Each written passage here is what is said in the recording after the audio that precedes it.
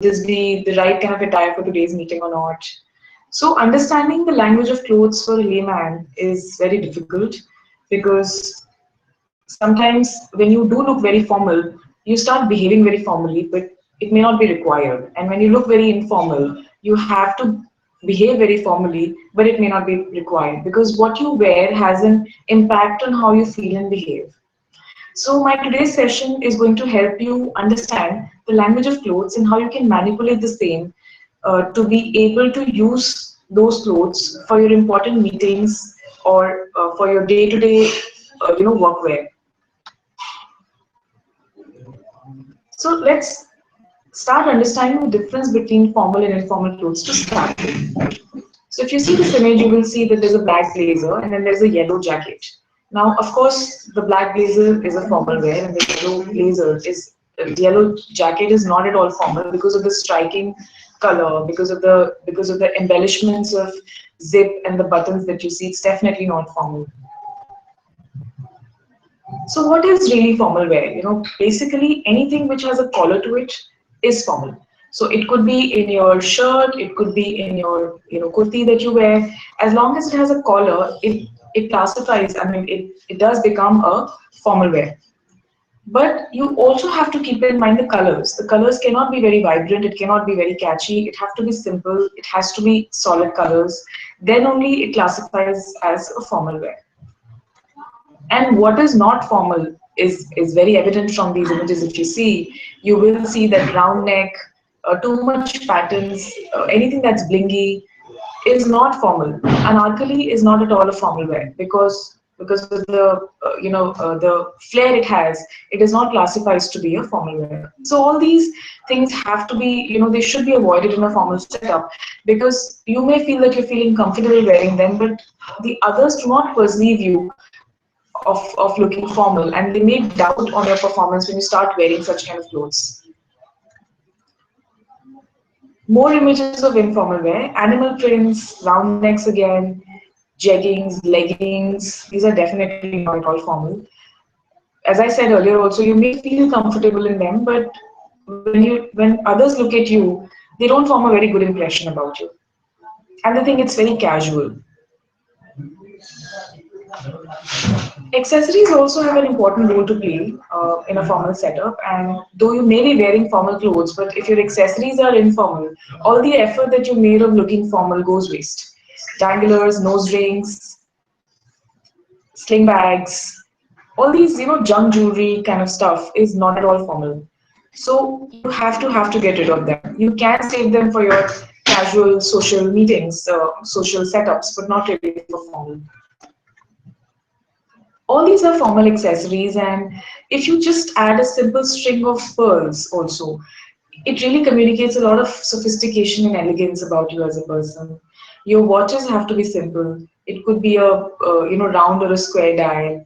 You can add a scarf, a simple scarf, a silk one. Your bags should be classic and black. A black bag really goes with everything. You can even carry it in a social setup. So it's really an investment. It's a wardrobe classic. You should also look at investing in studs. So it could be a diamond, it could be a pearl again. Pearls and diamonds are always in for formal and professional setups. Most of the times we take shoes for granted. We feel that okay, if you're wearing formal clothes and formal accessories, if I wear my normal chappal or shoes to office, it's okay. It's not at all like that. You have to pay attention to the kind of shoes you're wearing, and ideally you should avoid open toes, embellishments in the shoes, because it really kills all the effort that you make of looking formal by not paying attention to your shoes. What are formal shoes then? Formal shoes are the ones which are closed toe and with minimal heels, because in office, if you're not really focusing so much on the style, so you can go for less heels. It will also help you walk if you have to walk a lot, and you can invest in wedged heels because they are more comfortable than stilettos. Your shoes should always be in good condition, well polished. They should not at all be in bad condition because anyone who's checking you out is also looking at your shoes. and it is an important element of first impressions. But why am I telling you all this?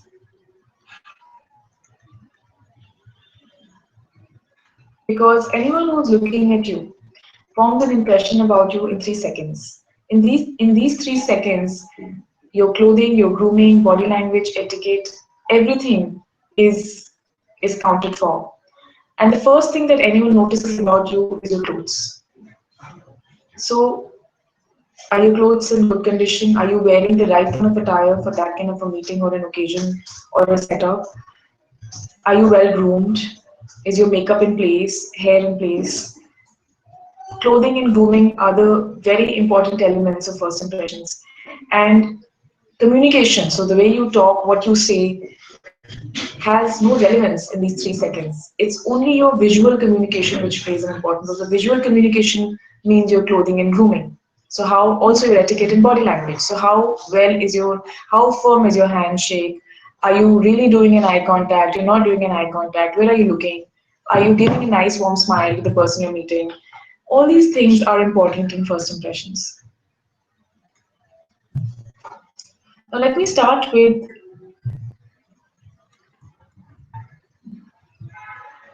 making you understand that in these few seconds, people decide everything about your personality. So what kind of a personality you have? Who are you as a person? How much in how what kind of intelligence level you really have, so how much will you perform in office, your financial success, your trustworthiness, your candidature for a job or a promotion. All these things are decided only in these few seconds. That's why it's very important to pay attention to your first impressions, which is clothing, grooming, body language, and etiquette. Because your image is you in the mind of people, a mental picture that others create of you. So when you meet someone for the first time, they create a mental picture, a mental impression about you. Because you would have noticed that many times people forget your name, but they remember you. As in, they remember that this is what you were wearing, so this color you were wearing, or I remember you were wearing that accessory. I remember you, but they may forget your name because our mind is visual. So our mind is photographic. So we remember people by faces, not really by names. So your image is important in situations because when they create a mental picture of you, they create an impression about you. But why is image important and why it is important in situations per se? Only when people who don't know you form an impression about you. People who already know you, they already, so your friends or your relatives, they know you. So they know you from childhood, that this is how you are, this is who you are. But when people don't know you, that's only when first impressions and image management has a role to play. It's only then when opinion of others is important and when you need an edge. So in office setup, you always need an edge. People are always judging you. So how are they judging you when you don't really talk to them because it's a professional relationship? It's only through your clothing, your body language, attire. That's only when people are judging you. And it's their opinion which makes a difference because when you perform, and that's only when they know that you are going to achieve your goals. So every time you go to office or every time you go for your first time meetings, you should ask yourself that what is it that I want to communicate through my attire? Do I want to look influential? Do I want to look authoritative? Do I want to look less formal? What is it that I want to look? So it should be very clear in your mind that this is how I want to look today.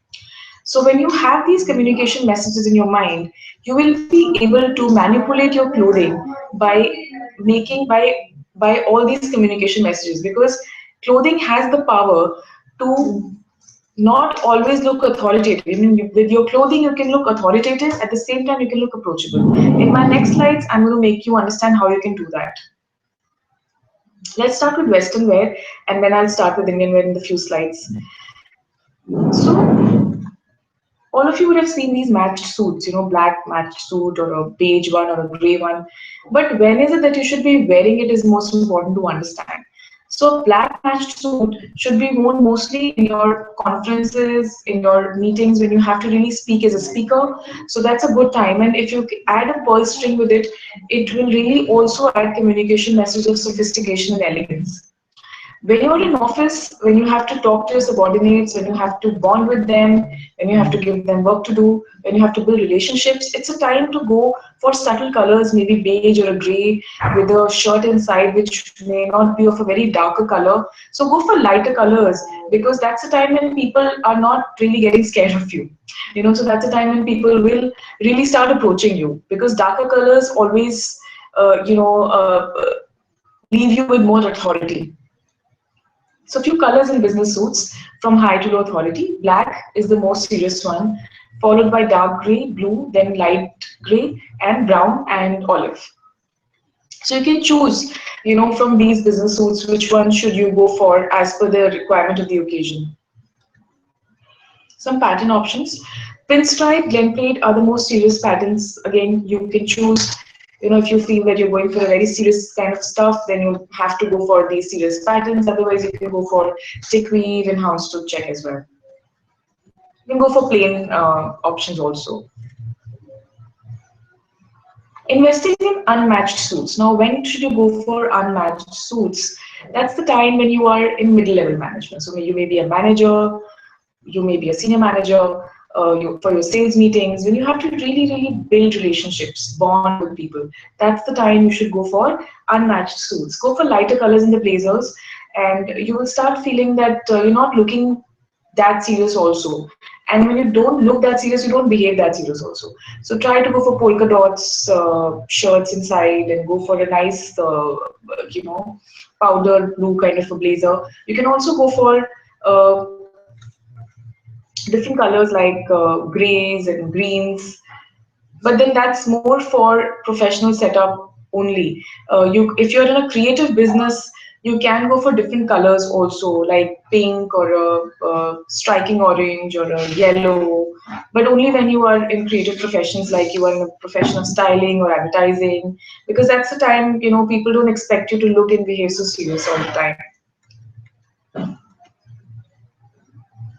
Third layers, these are called third layers. Why do we call them third layers? Because the first layer is the undergarment, and the second layer is your shirts, and the third layer are your blazers. Now, these blazers also help women to kind of camouflage the problem area on the stomach, because sometimes you do have heavy weight on the stomach, and you can invest in these third layers, and you will land up being looking less serious and also being able to handle the complication of looking formal, very formal all the time.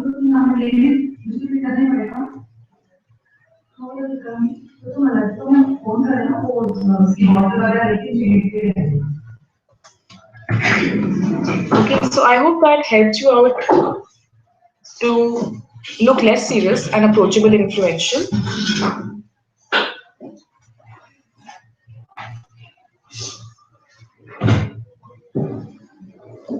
I'm sure you would feel that third layers, would be in a warm weather. How would I really go for third layers? But these days you get them in all kind of fabrics. You can go for linen. You can go for, simple summer fabrics. You can get rid of them once your meeting is done. You don't have to always wear them. But with different colors, unmatched colors, it kind of gives a different impression about you rather than always being in a black matched suit, or you can just go for these different colors in blazers. You should be investing in shirts. Now, shirts is the basic level of looking formal. Of course, when you have to look like a manager, you should invest in third layer like a blazer. But if you're a executive or just at a junior level, even a trainee for that matter, you should be investing in a basic shirt with a collar. Now, the fabric and the silhouette and everything depends on your kind of choice and personal style, but it's a good idea to have a collar, because a collar does make you look formal than just going for round neck. Some of the colors in shirts. So the white is the most serious color in shirts. So you can start going for blues, French blue, gray, pink, and pastel colors. So the pastel colors in pinks, greens, mint green, they are less formals than the plain white shirt that you would wear to office. Pattern options, I'm sure you have seen these pinstripe, turtle stall, check pleat all the time. But if you want to look less serious, less formal, you can go for florals and abstract. Abstract is, of course, more for creative businesses, but floral and polka dots are good options. And of course, you don't look that serious with them. So, of course, please avoid no collar for work because round neck, very tight clothing is not at all good idea for work. Indian wear. Now, Indian wear, uh, most women are not very comfortable with Western wear. So they like Indian wear, but then the requirement of this situation is formal. So they feel that if they wear Western only, then they can look formal. But it's not like that. In Indian also, you can look formal depending on what the occasion what the occasion is, what is your role, what is your goal. So again, you can wear a matched blazer with a sari. You will look more formal. You will look the highest degree of looking formal would be the matched blazer with a sari. So if you are again at a very senior level management, you are a CEO or a VP or a MD, you can always look at these options. If you want to look less serious but more influential, you can go for unmatched blazer with a sari also.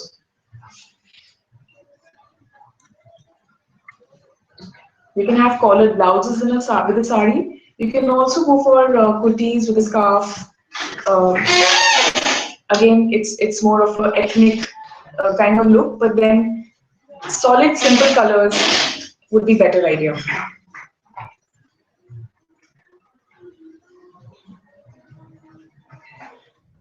So, sari is something which Indian women are very comfortable with, but they forget the basic sari etiquette when they wear a sari. So I thought, when I'm giving you this power wardrobe for work and everything, you should also know some basic sari etiquette because if you carry a sari gracefully, beautifully, it's only then when you create the right first impression for work. So what are the rules for wearing a sari? Sari, blouse and petticoat should be properly ironed. I'm sure you know most of this, but then I'm just reiterating so that when you wear a sari, you should always look very elegant in it because that's the basic requirement from a sari. Matched petticoat underneath the sari, 6 to 8 pleats of 3-4 inches at the front and secure them with a safety pin. Make sure they fall even and straight. Always wear heels before tying the sari. Only your toes should be visible underneath the sari. Neither your sari should touch the floor nor your ankle should be visible. That looks really bad. So just avoid that. Colors, stick to neutral shades like brown, navy blue, maroon, beige for work or for professional scenarios.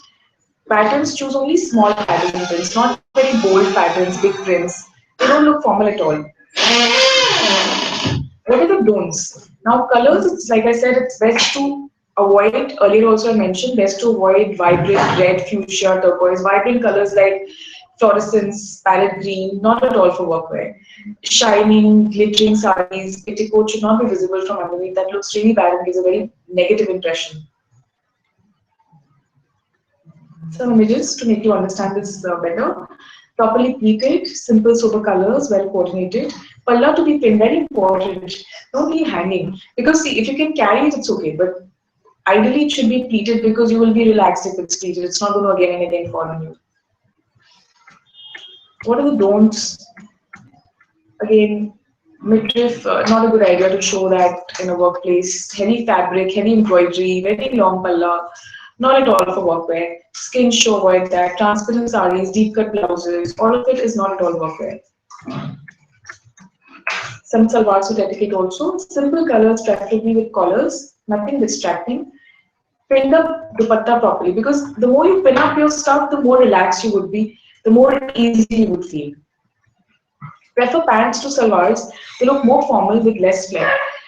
Most of the time, Indian women, not most of the time, actually sometimes, I don't know now, people are very conscious about their weight also. But again, sometimes less height, more weight, and wearing a salwar adds a lot of bulkiness to your entire body. So go for pants rather than salwars, or go for trousers, cigarette pants kind of stuff for your formal wear rather than going for salwars because salwars do not look formal at all. Like you can see in these images. So these should be definitely avoided for workwear. Bright colors, avoid above the knee length kurtis, patiala salwars should be avoided. As I said, clothing is very important in first impressions, but it is followed by grooming. And if your grooming is not in place, all the effort that you make with your clothes really don't create that much of an impact. So I'm going to just give you a very brief understanding of how you can really use makeup and face care for work setups. So always get rid of these facial hair on your face because it does not look good, does not give a good impression about you. Go for your facials regularly, CTM, every day important. Some packs that you can use, I'm sure when you're looking at these images, you're already feeling good. But just by looking at it, you should not feel good. You should also invest some time into it. I know working women have a very hectic life and it becomes very difficult to take care of their skin on a day-to-day basis. Still, your skin, if you don't take care of it at all, you'll start looking older day by day. So basic things like, you can tone your face with rose water, moisturize it every day basis, what your skin is. If it's a dry skin, oily skin, understand what it is. Nowadays, we have all the good brands in India. So it's a good idea that you start understanding what your skin type is. At least basic care you should do. The rest of it, you can leave it to the parlor people. And I'm sure there are good parlors these days and they do take good care of it also. Makeup should be very simple for work. It should not be very loud. Simple kajal, liner, compact powder should be enough. These are very self-explanatory images. Bright colors in lipsticks, bindis, very loud eyeshadows should be avoided for work setups.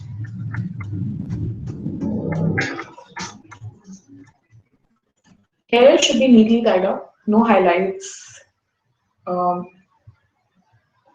you can decide what kind of hair you like to go for. If you can't really manage them on a day-to-day basis, I suggest you should cut them. Or just if you have very long hair, try to always tie them because hair coming on the face again and again, in an important meeting and not able to manage them, it does not look good at all. So always go for neatly tied up hair. Teeth, I'm sure we know all this, but I'm again just talking about basic things. So floss your teeth, brush twice a day, breath mints, always carrying them for your meetings and all does not give a good impression if you know what I'm saying. So it's a good idea to have breath mints always in your bag. Nails, again taken for granted. Have very small, well-managed nails. Don't go for nail art. Bright colors, vibrant colors for your work setups does not give a good impression. We may feel that people don't notice it, but they do notice it, and that's why I keep them in good shape. I thought of having these corporate women, some of them which are doing very well in their work life already. So they're already there, so they don't have to, if you ask me, they're already there, but they still manage their first impressions. They are investing in a scarf, pearls, their saris, their grooming. So, so I'm sure, they also have children, they also have work at home, and, we are looking at them and we are saying that, okay, they have reached already there, but I'm sure that they have huge responsibilities on their shoulders with the kind of work that they're doing and they're really good at it.